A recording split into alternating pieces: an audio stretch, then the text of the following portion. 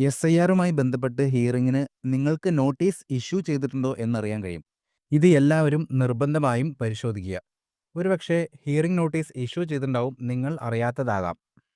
നിങ്ങളുടെ voter I ഡിയും mobile നമ്പറും ലിങ്ക്ഡ് ആണെങ്കിൽ നമുക്കിത് ഓൺലൈനായി പരിശോധിക്കാം. വോട്ടർ ഐ ഡിയും മൊബൈലും ലിങ്ക് ചെയ്യുന്നത് എങ്ങനെ എന്ന വീഡിയോയുടെ ലിങ്ക് ഡിസ്ക്രിപ്ഷനിൽ ഉണ്ട്. ബ്രൗസറിൽ സിഇഒയുടെ വെബ്സൈറ്റിൽ കയറുക.